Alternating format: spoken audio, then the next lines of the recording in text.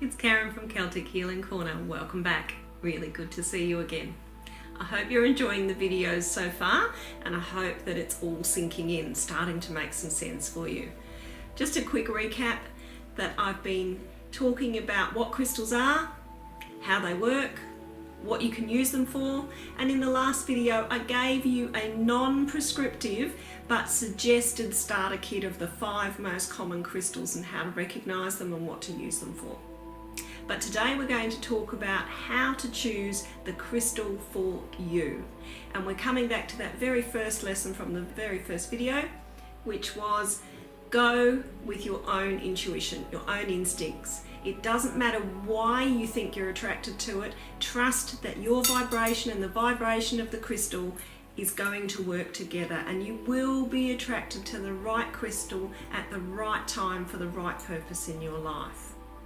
So if you don't feel that any of the stuff from video 4 resonates with you, that's perfectly okay. And I encourage you again not to get too bogged down in surfing the internet and worrying about, well, what it is I need it for. Just trust that you are being attracted to the right crystal and trust your gut instinct.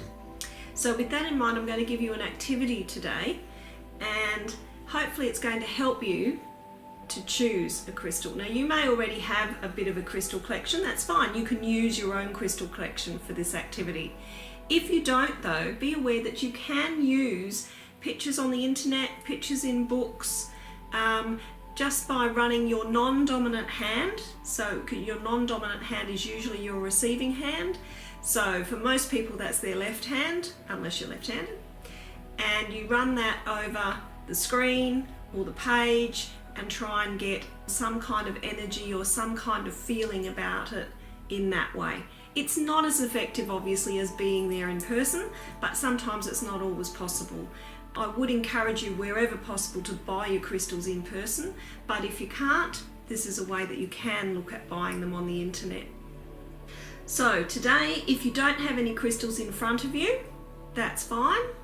We're going to use the crystals from my healing bowl that I would normally ask my clients to choose from, for you to choose some crystals. And at the end of this video log, we're going to have another still of this bowl with all of the crystals labelled. So then you can go off and start looking at the ones that attracted you. So let's get started. Here's my healing bowl, and with all of the different sort of tumble stones, a few raw stones in there, a few crystal points. I want you now to have a look at that and see if there's any that are calling to you, any that are attracting you straight away. And it's usually the first ones that you're attracted to are the ones that are calling to you. If you start to kick in that logical left brain trying to analyze it, you'll find that you'll get very confused. So generally, go with the ones that first attract you. If you're having trouble already with that, close your eyes, take a couple of deep breaths, open your eyes and have another look. Now what I want you to do here is have a look at whichever stones or crystals are drawing your eyes to them. It might be the colour, it might be the shape, you might not know why. And I want you to find just 3, the first 3. Now if you've done that, I'd like you to take your hand and run it over the screen, or if you've got the crystals in front of you, hold them in your hand, and of the 3, see if there's anything you can feel. Is there any kind of energy coming towards you? Is there one that completely stands out of those 3? And work out from that which is the one that is attracting you.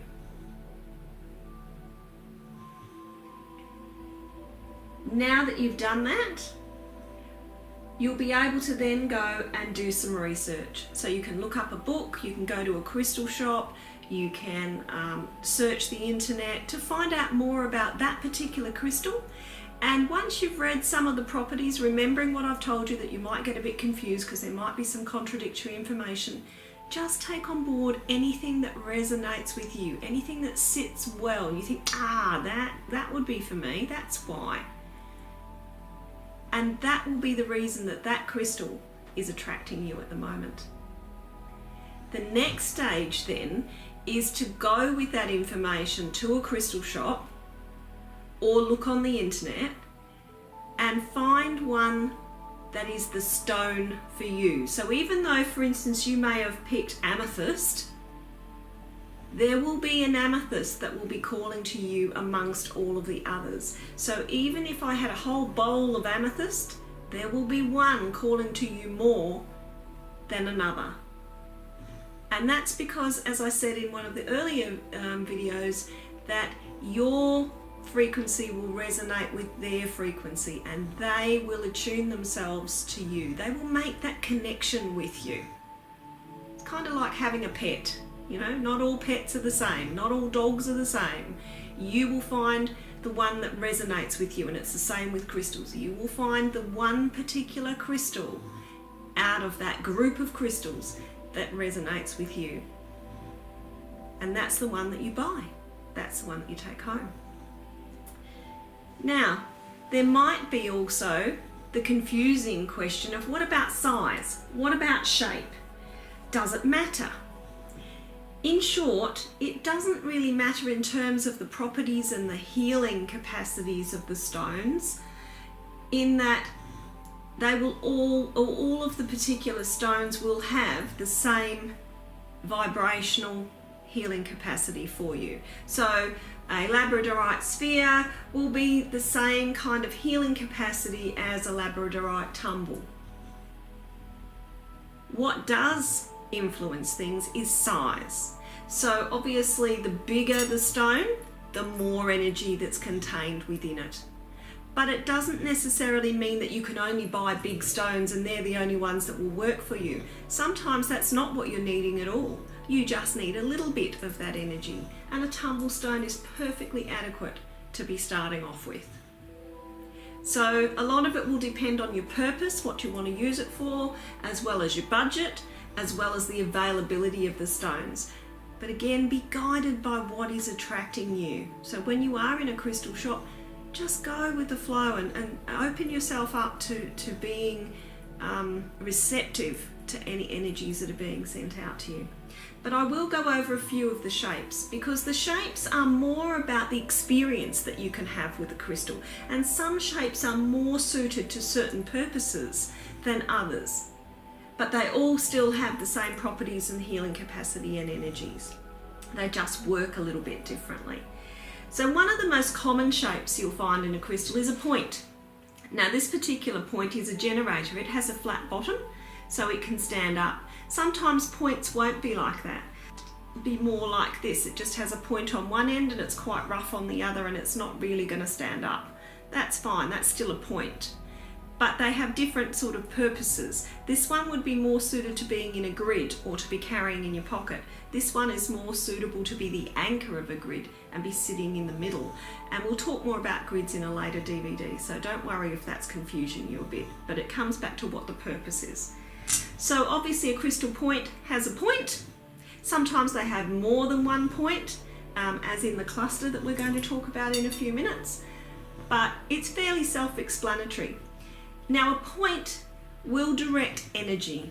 It can either direct it outwards or inwards, depending on where you focus the point. Or in this case, because it's a generator, it's pointing upwards to the universe. So the energy that's directed, although there will be some vibrational energy around it, it's all concentrated up towards the point, and you can direct that energy around. It's very good for grounding. It's also very good for manifesting things, as I said, in a grid. And a lot of the master crystals, which we're not going to talk about in any detail today, you will find that they will all be points, and they will be very special points with special faces and special shapes as to why they're being used as a master crystal. So points, very common, can be very expensive depending on the type of crystal and if it is a master crystal, and if so, which kind of master crystal. But certainly a good one to use if you want to manifest things. A sphere. A sphere generates the energy in all directions equally.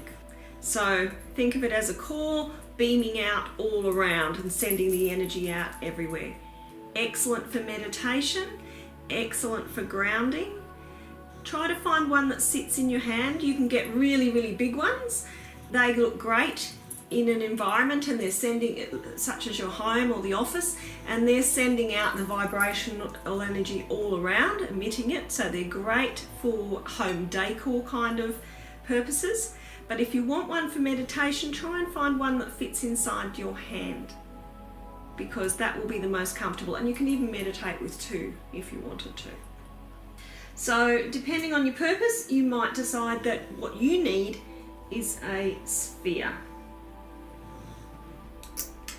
The next shape I want to talk about that you'll see, and not a lot of crystals come in this shape, but I have seen some. They're usually carved crystals, so they're not usually naturally in that shape, but there are some natural cubes. We talked about the pyrite earlier, and galena is another crystal that grows in cubes. So depending on whether you're a purist and you want to have just the natural stone, or you're quite happy to have it shaped into a cube. Cubes are very good for using grids in your home. So if you wanted to have them in the corners of the room, the four corners, or the four corners of your house or your office, excellent. Excellent for that. The next shape we're going to talk about is the pyramid. One of the platonic solids. Of course, the cube was also a platonic solid, but here is another one of our platonic solids that we talked about earlier, the pyramid. Pyramids are very good as generators, so very much like the points, you can see they're going to send the energy upwards, concentrated in, and because it's got the square base, it's going to draw the energy in underneath it. So very good for manifesting, very good for putting into grids. You can just have it by itself, put a little piece of paper with what it is you want to bring into your life or what you want to change, pop it under your pyramid, you're good to go. And they come in all shapes and sizes, obviously, all in terms of, when I say shapes and sizes, they're a pyramid shape, but they come in all different sizes and different kinds of crystals. The next one I'm going to talk about is the heart. And the heart comes again in different sizes. This is a small one. You can get medium and large, depending again on what you want it for. This one I keep in my handbag or sometimes in my pocket. A lot harder to lose than a tumble stone, a little bit bigger. You can even shove it down your bra if you wanted to, depending on again the size that you've decided to go with. And the heart is all about resonating with love, resonating with nurturing, calming, comforting. So again, you can get all sorts of crystals in this particular shape, and of course carved. They don't grow this way. This is how they're carved.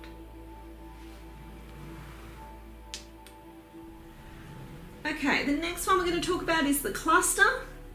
And as we said in the last video, not all crystals grow to points naturally. Things like the rose quartz grow more in a mass. The ones that grow into points in clusters, and this one's just a clear quartz, and you can see all the little points coming off. Obviously lots of strong energy because every point is directional, every point is generating energy and sending it out, and depending of course on the way they're facing, this particular one is a lovely one because it goes in all sorts of directions. So I keep this one on my desk.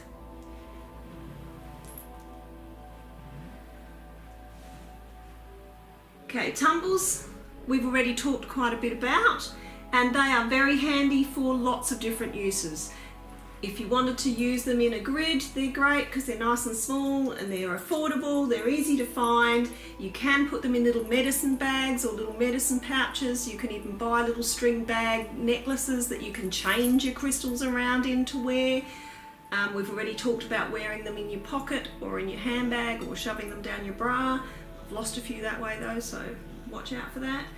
Tumbles are a very good way for beginners to start, and they build your collection really quickly with lots of different vibrations because you can afford to buy lots of different crystals for different purposes because they're not so expensive. Palm stones here, you can see they come in different shapes, different sizes rather. And to a certain extent different shapes. Some of them are thicker, some of them are thinner. And of course you can get all sorts of different types of crystals in those. Again, depends on your purpose. You might want to shove this down your bra, carry it in your pocket. Pardon me, this size you might want to meditate with. You might want to have it on your desk as a paperweight. Depends what you want to use it for. The next kind of shape that you can get is raw. Now, raw crystals are not for everyone. Some people think they're not as pretty as some of the carved crystals and the polished crystals. So aesthetically, they might not be everybody's cup of tea. Personally, I like raw crystals, but not everybody does. This one is an emerald. And just be aware, if you do decide that you want to go for a raw crystal, that some of them can be toxic in the raw form, like galena or malachite. You don't want to be getting that on you and not washing your hands. So you may even want to wear gloves when you handle some of them. So always check with the person that you're buying it from. Hopefully they're a reputable dealer who will know. And if they're really reputable, they should be telling you beforehand anyway, or there should be signage in the shop to say, don't handle this crystal without precautions. And that's because it can absorb into your skin, because some of them are quite toxic in their natural state. But this one is perfectly safe. Emerald is perfectly safe. Freeform. This is a freeform rock. This is polished, but this is shiitakite, and you can see it's just freeform. Now, I particularly like freeform. This dragon head that I showed you in a different DVD, I bought because I wanted some kyanite, but I bought this particular piece called to me because it reminded me of a dragon head. And of course it's not carved, this is perfectly natural, but that's just the shape it came in. So it is freeform, it is raw, and it is also freeform. So sometimes crystals can have more than one attribute. This particular one is polished, but it is also freeform. And this one I use in my classes as a talking stick. So one of the properties of shiitakite is that it helps people relax, it helps calm people, it helps make clear communication. So I ask them to pass the talking stick. It also serves as a little bit of, I guess, politeness, in that people don't talk if they don't have the talking stick. So that's the purpose I use this one for.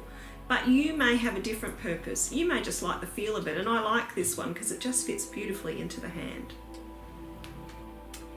I've got a couple of cute little ones here. These are obviously carved crystals. This one here is just a clear quartz, a Merkaba, and I'm born in the year of the rabbit, so this is my little Mookite rabbit. And these are just cute things that I like to have around the house. So, but they called to me when I bought them, so I bought them. So hopefully that's given you a bit more of an idea of the sorts of varieties of ways that you could have your crystal, and some of the uses that you might want to have them for. So hopefully you can see now why I've left choosing your crystal till now, because you needed to find out a bit more about what is it you want to use it for, and how is it going to work, and how do I know which one to get. So hopefully that's been useful, and now that you've chosen your crystal, there's going to be 3 steps that we're going to follow. We're going to learn how to cleanse our crystal, we're going to learn how to charge it, and we're going to learn how to program it. And that's going to be coming up in the next couple of videos. So please keep your eye out for those. I will be putting up the still with the labels for each of those stones that are in my bowl, so that you will be able to relocate the one that you found and go off and have a little investigate into that. And I look forward to seeing you next time. Thanks for watching.